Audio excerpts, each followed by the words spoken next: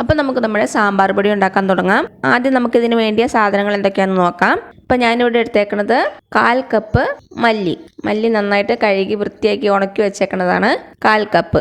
പിന്നെ എടുത്തേക്കുന്നത് കാശ്മീരി ചില്ലി, നമ്മുടെ സാമ്പാർ പൊടിക്ക് നല്ലൊരു കളർ കിട്ടാൻ വേണ്ടിയിട്ടാണ്. 18 കാശ്മീരി ചില്ലി എടുത്തിട്ടുണ്ട്. പിന്നെ എടുത്തേക്കുന്നത് സാധാരണ മുളക്, എരിവുള്ള മുളക്, അത് 20 എടുത്തിട്ടുണ്ട്. ഈ മുളകിൻ്റെ അളവൊക്കെ നിങ്ങളുടെ കയ്യിലിരിക്കുന്ന മുളകിൻ്റെ വലിപ്പം അനുസരിച്ച് വ്യത്യാസം വരും. അപ്പോൾ അതിനനുസരിച്ച് എടുത്തോണം. പിന്നെ നമുക്ക് വേണ്ടത് 1/4 കപ്പ് ഉഴുന്ന്, കായം ചെറിയ പീസാക്കി വെച്ചേക്കുവാണ്. പിന്നെ എടുത്തേക്കുന്നത് 2 ടീസ്പൂൺ പച്ചരി അല്ലെങ്കിൽ ഉണക്കലരി ആയാലും മതിയാകും. പിന്നെ എടുത്തേക്കുന്നത് കടലപ്പരിപ്പ് എടുത്തേക്കുന്നത് 1/2 കപ്പ് ഫുള്ളായിട്ട് എടുത്തിട്ടില്ല. 1/2 കപ്പിൽ നിന്ന് 2 ടേബിൾ സ്പൂൺ കുറച്ചെടുത്താൽ മതിയാകും. പിന്നെ എടുത്തേക്കുന്നത് ഉലുവ 1/2 ടീസ്പൂൺ എടുത്തിട്ടുണ്ട്. അവസാനമായിട്ട് നമുക്ക് വേണ്ടത് കറിവേപ്പില, ഒരു 4-5 തണ്ട് കറിവേപ്പില. ഇത്രയാണ് നമ്മുടെ നാടൻ സാമ്പാർ പൊടിക്ക് വേണ്ട സാധനങ്ങൾ. ഇതെല്ലാം നന്നായിട്ട് വറുത്തെടുക്കണം. ഇതിൻ്റെ ഓരോന്നിൻ്റെ ഫ്രൈ ആയിട്ട് വരുന്നതിന് ടൈം വ്യത്യാസമുണ്ട്. അതാണ് നമ്മൾ സെപ്പറേറ്റ് ആയിട്ടാണ് എല്ലാം വറുത്തെടുക്കുന്നത്. അപ്പോൾ നമുക്ക് ഓരോന്നായിട്ട് വറുത്തെടുക്കാൻ തുടങ്ങാം. അപ്പോൾ അതാ ഞാനൊരു പാൻ വെച്ചിട്ടുണ്ട്. അത് നന്നായിട്ട് ചൂടായിട്ടുണ്ട്. നമുക്കിതിലേക്ക് ആദ്യം മല്ലി ചേർത്ത് കൊടുക്കാം. തീ എപ്പോഴും മീഡിയം ഫ്ലെയിമിൽ വെച്ചാൽ മതി. ഹൈ ഫ്ലെയിമിൽ വെച്ചാൽ പെട്ടെന്ന് അങ്ങ് കരിഞ്ഞു പോകും. അത് കാരണം ചെറിയ തീയിൽ വെച്ച് തന്നെ വറുത്തെടുക്കാം. ഇതിൻ്റെ കളറൊക്കെ ഒന്ന് ചേഞ്ച് ആയിട്ട് നല്ലൊരു സ്മെല്ല് വരും. അതുവരെ ഇളക്കി കൊടുക്കുക. നല്ലൊരു ഗോൾഡൻ കളറാകും. ഇപ്പം നമ്മുടെ മല്ലിയുടെ കളറൊക്കെ ഒന്ന് മാറിയിട്ടുണ്ട്. നല്ലൊരു സ്മെല്ലൊക്കെ വരണുണ്ട്. ഇത്രയും മതിയാകും. ഇതിന് നമുക്കൊരു പാത്രത്തിലേക്ക് മാറ്റാം. ഇനി ഇതിലേക്ക് നമുക്ക് കടലപ്പരിപ്പ് ഇട്ട് കൊടുക്കാം. ഇത് മീഡിയം ഫ്ലെയിമിൽ വെച്ച് നന്നായിട്ട് വറുത്തെടുക്കാം. നല്ലൊരു സ്മെല്ല് വരണം. അതുവരെ ഇളക്കി കൊടുക്കുക. ഈ കടലപ്പരിപ്പും ഉഴുന്നുപരിപ്പും പച്ചരിയൊക്കെ ചേർക്കുന്നത് നമ്മുടെ സാമ്പാറിന് നല്ലൊരു കൊഴുപ്പ് കിട്ടാൻ വേണ്ടിയിട്ടാണ്. ഇപ്പം നമ്മുടെ കടലപ്പരിപ്പും റെഡി ആയിട്ടുണ്ട്. കളറൊക്കെ മാറിയിട്ട് നല്ലൊരു സ്മെല്ല് വരുന്നുണ്ട്. മൂത്തോന്നറിയാൻ വേണ്ടി ഓർന്നെടുത്ത് കടിച്ച് നോക്കുക. അപ്പം നന്നായിട്ട് ക്രിസ്പി ആയിട്ട് വരുന്നുണ്ടെങ്കിൽ അത് റെഡി ആയിട്ടുണ്ടെന്നാണ്. ഇത് നമുക്ക് പാത്രത്തിലേക്ക് ഇട്ട് കൊടുക്കാം. ഇനി അടുത്തത് ഉഴുന്ന് ഇതേപോലെ തന്നെ വറുത്തെടുക്കാം. ഇപ്പം നമ്മുടെ ഉഴുന്ന് നന്നായിട്ട് ഫ്രൈ ആയിട്ടുണ്ട്. നല്ല ഗോൾഡൻ കളറായിട്ടുണ്ട്.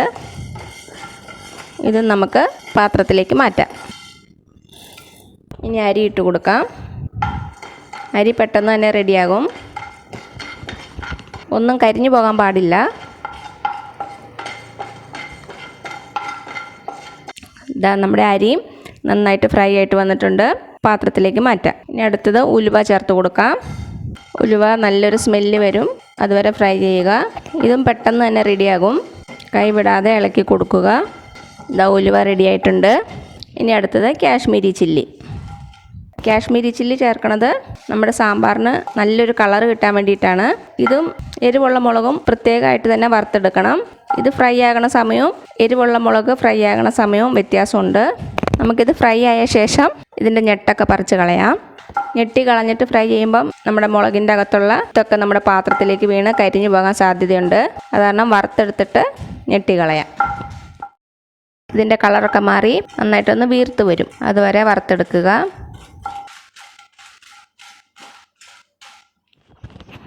ഇതാ നമ്മുടെ കാശ്മീരി ചില്ലി നന്നായിട്ട് ഫ്രൈ ആയിട്ട് വന്നിട്ടുണ്ട്.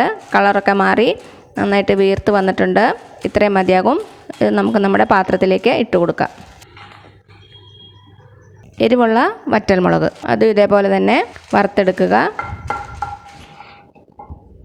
വറ്റൽമുളകും നന്നായിട്ട് ഫ്രൈ ആയിട്ടുണ്ട്. നന്നായിട്ട് വീർത്ത് കളറൊക്കെ മാറിയിട്ടുണ്ട്. ഇത്രയും മതിയാകും. ഇത് നമുക്ക് പാത്രത്തിൽ നിന്ന് മാറ്റാം. അടുത്തത് കറിവേപ്പില ഇടുമ്പോൾ തീ ലോ ഫ്ലെയിമിൽ വെച്ചാൽ മതി. അല്ലെങ്കിൽ പെട്ടെന്ന് അങ്ങ് കരിഞ്ഞു പോകും. ഇത് നന്നായിട്ടൊന്ന് ക്രിസ്പി ആയിട്ട് വരണം. അതുവരെ ഇളക്കി കൊടുക്കുക. കറിവേപ്പില റെഡി ആയിട്ടുണ്ട്. ഇനി അവസാനമായിട്ട് കായം. ഇത് ഫ്രൈ ആയിട്ട് വരാൻ വേണ്ടി കുറച്ച് ടൈം എടുക്കും. ഇത് പാനിലേക്കിട്ട് കുറച്ച് കഴിയുമ്പം നന്നായിട്ടൊന്ന് സോഫ്റ്റ് ആയിട്ട് വരും. അപ്പോൾ ജസ്റ്റ് ഒന്ന് പരത്തി കൊടുക്കുക. അപ്പോൾ ഇത് മൂത്ത് വരാൻ എളുപ്പമായിരിക്കും. കണ്ടോ, ഇപ്പോൾ ഇത് നന്നായിട്ട് സോഫ്റ്റ് ആയിട്ടുണ്ട്. ജസ്റ്റ് ഒന്ന് പരത്തി കൊടുക്കുക. നമ്മൾ ബാക്കി എല്ലാ ഇൻഗ്രീഡിയൻസും ഒന്നിച്ച് തന്നെയാണ് പൊടിച്ചെടുക്കുന്നത്. പക്ഷേ ഈ കായം മാത്രം നമുക്ക് സെപ്പറേറ്റ് ആയിട്ട് പൊടിച്ചെടുക്കാം. ഇത് പൊടിച്ച് വരുമ്പോൾ തന്നെ ഇതിൻ്റെ എമൗണ്ട് അറിയാൻ പറ്റുള്ളൂ. ഒത്തിരി ചേർത്ത് കൊടുക്കരുത്.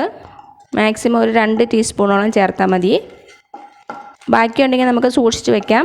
സാമ്പാർ ഉണ്ടാക്കുമ്പം ടേസ്റ്റ് നോക്കിയിട്ട് കായത്തിൻ്റെ ടേസ്റ്റ് കുറവാണെങ്കിൽ അപ്പം ചേർത്ത് കൊടുത്താൽ മതി. അപ്പം എന്താ നമ്മുടെ കായ നന്നായിട്ട് ക്രിസ്പി ആയിട്ട് വന്നിട്ടുണ്ട്. ഇത്രയും മതിയാകും. ഇത് നമുക്കൊരു പാത്രത്തിലേക്ക് മാറ്റാം. അപ്പം അതാ എല്ലാം വറുത്തെടുത്ത് വെച്ചു. ഇനി ഇതിൻ്റെ എല്ലാം ചൂട് നന്നായിട്ട് ആറണം.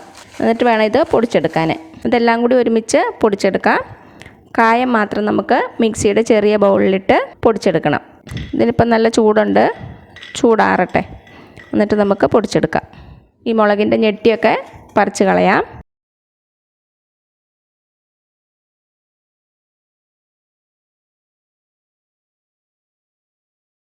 ഇപ്പം എന്താ നമ്മുടെ കായത്തിൻ്റെ ചൂട് നന്നായിട്ട് ആറിയിട്ടുണ്ട്.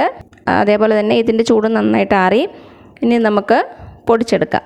ഇത് മിക്സിയുടെ ചെറിയ ബൗളിലേക്കിട്ട് നന്നായിട്ട് പൊടിച്ചെടുക്കാം. മിക്സി ബൗളിൽ വെള്ളമയം ഒന്നും കാണാൻ പാടില്ല.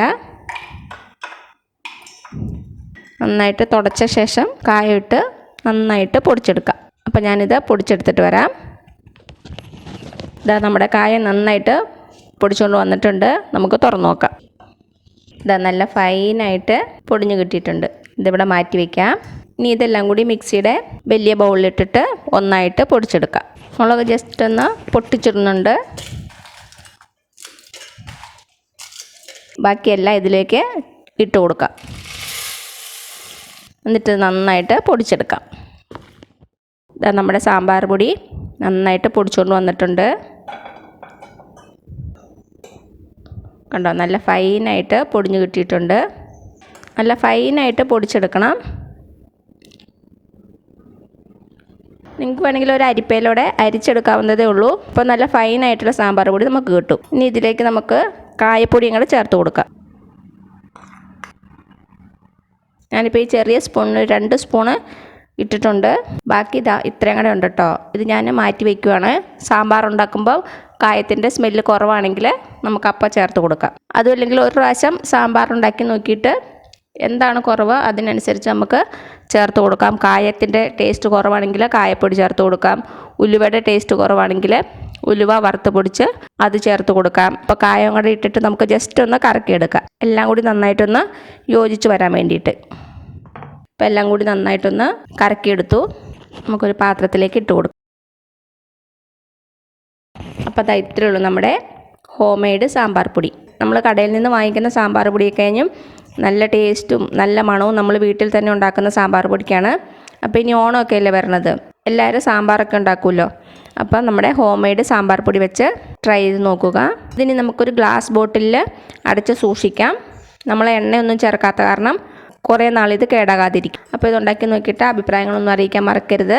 അപ്പോൾ ഇനി പുതിയ റെസിപ്പി ആയിട്ട് വരുന്നവരേക്കും thank you so much. By.